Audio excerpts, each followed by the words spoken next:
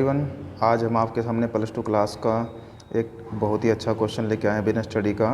Importance of business environment, व्यवसाय के वातावरण का महत्व तो काफ़ी इंपॉर्टेंट है। ये 4 नंबर में आ सकता है, इसलिए मैं इसको एक स्पेशल अलग से वीडियो में बना के आपको बता रहा हूँ। बहुत ही अच्छी तरह से आपको समझना है एनवायरनमेंट का जो महत्व है, इम्पोर्टेंस है, वो कितनी ज़्यादा ज़रूरी है और क्या उसको समझने बिना आप कुछ भी कर नहीं पाएंगे। इसलिए सबसे पहले मैं स्टार्ट करता हूँ इसका महत्व की पहली जो पॉइंट है वो है प्रथम प्रस्तावक के लाभ। मतलब कि फर्स्ट मूवर एडवांटेजेस या एडवांटेज, मतलब प्रथम प्रस्तावक का मतलब जो पहले प्रस्ताव रखेगा वही प्रॉफिट कमा जाएगा। कहने का मतलब ये है कि व्यावसायिक वातावरण के अध्ययन से हमें अवसरों की जानकारी प्राप्त हो जाएगी, क्योंकि हम एनवायरनमेंट रखेंगे, पूरे बाज़ार में ध्यान रखेंगे भाई कहाँ क्या चल रहा है, क्या मौका मिल रहा है। तो जो कंपनी व्यावसायिक वातावरण में हो रहे परिवर्तनों के प्रति ज़्यादा सचेत रहेगी, ध्यान रखेगी भाई क्या हो रहा क्या नहीं हो रहा, तो वह प्रथम प्रस्तावक पूर्तिकर्ता बनकर इस लाभ को प्राप्त करती है कि उसको पता लग गया भाई ये मौका निकल रहा है, तो तुरंत ही जाके उसको मौके को लो और उसको कंप्लीट कर दो। तो उसको समय रहते भापेंगे तो उसका लाभ उठा लेंगे, नहीं तो पीछे रह जाएंगे। फॉर एग्जांपल इसका ही ले लेता हूँ मैं। इसमें एक एग्जांपल क्या दिया गया है, पेंट उद्योग का। भाई पेंट उद्योग की मशहूर कंपनी आप जानते हो, एशियन पेंट, आप अपने घर पे भी करवाते होंगे। तो एक समय तकनीक को लेकर पिछड़ गई, टेक्नोलॉजी की वजह से वो पिछड़ गई। इस बात का अन्य कंपनी जो गोल्डनेस नेरोलैक है, उसने इसको भाप लिया भाई ये एशियन पेंट है जो तकनीक से पिछड़ रही है। तो इस अवसर का लाभ उठाने के लिए इस कंपनी ने, विदेशी कंपनी जो है कैंसाई पेंट है जो केपी, नवीनतम तकनीक उससे ले ली और फिर उसने वो तकनीक उससे लेके क्या करा, मारुति उद्योग की जो पूरी पेंट की आवश्यकता थी वो पूरी करवा दी। तो इस प्रकार गोल्डनेस नेरोलैक ने बाज़ार में आई जो मतलब मौका था उससे लाभ अर्जित कर लिया।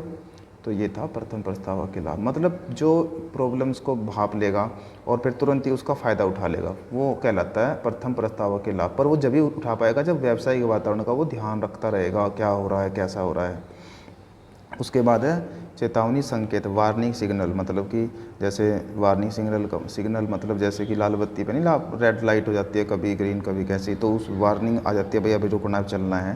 तो इसी तरह यहाँ भी ऐसा ही है कुछ कि व्यावसायिक वातावरण के अध्ययन से हमें उपलब्ध अवसरों के साथ साथ खतरों की भी जानकारी होती है, भाई क्या क्या हमारे सामने प्रॉब्लम्स आने वाली हैं। तो इन खतरों की जानकारी समय रहते हम भाप लेंगे तो हम उस प्रॉब्लम से बच जाएंगे, अदरवाइज़ प्रॉब्लम हमारे सामने आ जाएगी और हम प्रॉब्लम में आ जाएंगे।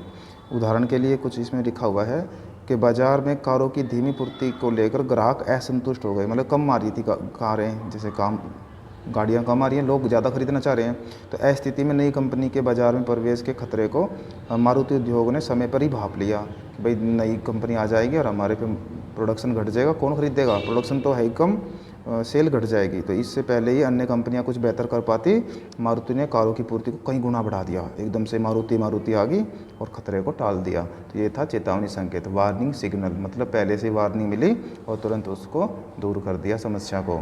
उसके बाद है वो कहाँ से दूर हो पाई, ये भी ध्यान रखना है, एनवायरनमेंट से, व्यावसायिक वातावरण से। मतलब उपयोगी संसाधनों की प्राप्ति, मतलब जो टैपिंग यूजफुल रिसोर्स है हमारे, जो माल मानव मशीन धन है, ये ज़रूरत होती है बिजनेस को चलाने के लिए, कोई बिजनेस हो कोई व्यवसाय हो उसके लिए। तो इन संसाधनों से वस्तु और सेवाओं का उत्पादन होता है, सभी चीज़ें इनसे बनेगी। तो व्यावसायिक वातावरण से ही संसाधनों को प्राप्त करता, मतलब व्यवसाय है जो वातावरण, जो एनवायरनमेंट है वहीं से ये सब चीज़ें प्राप्त करेगा। तो वातावरण को ही उत्पादित वस्तु और सेवाओं को उपलब्ध कराता है। तो ये हमें बताना ये चाह रहा है कि जो उपयोगी संसाधन है उसकी प्राप्ति कहाँ से होगी, एनवायरनमेंट से।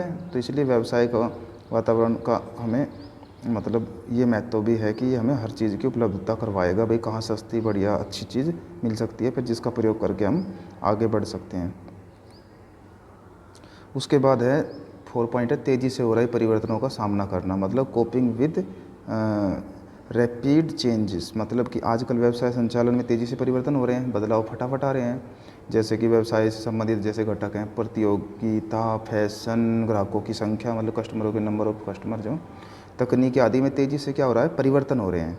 तो व्यवसाय पर परिवर्तन का इतना प्रभाव नहीं पड़ता जितना कि परिवर्तनों की गति से पड़ता है। जो हद से ज़्यादा तेज़ी से गति में परिवर्तन हो रहा है, मतलब परिवर्तन तेज़ी से हो रहा है, फिर दिक्कत ज़्यादा आ जाती है।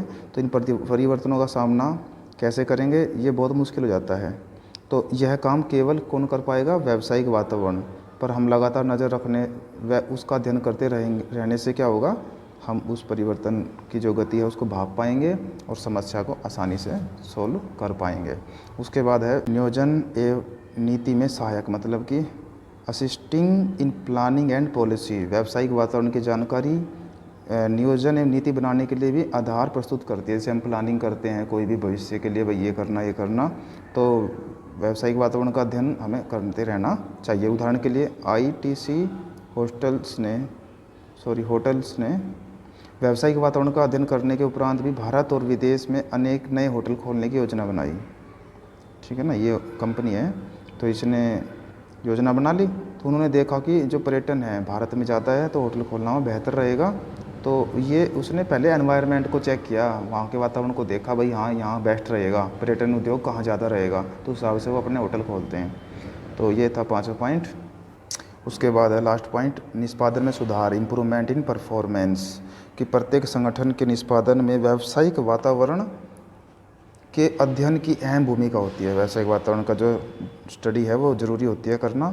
जो संगठन इस पर कड़ी नज़र रखेगा, इसका विश्लेषण करेगा और निश्चित तौर पर दौड़ में आगे निकल जाएगा, लंबे समय तक जीवित रहेगा। और जो संगठन में इसकी परवाह नहीं करते हैं कि बिजनेस में क्या चल रहा है, एनवायरनमेंट पर ध्यान नहीं रखते हैं, तो बाज़ार में नहीं टिक सकते और धीरे धीरे वो अपने बंद नज़र होते आएंगे फिर। इसलिए सबसे बेस्ट रहेगा कि बिजनेस एनवायरनमेंट पर लगातार ध्यान रखे कोई भी बिजनेस, जिससे कि उसको इन फ्यूचर कोई भी प्रॉब्लम नहीं होगी और लंबे समय तक वो दौड़ में आगे रहेगा और लाभ से ज़्यादा से ज़्यादा लाभ कमाएगा। तो इसी के साथ ही हमारे महत्व व्यावसायिक वातावरण ख़त्म होते हैं। Thank you.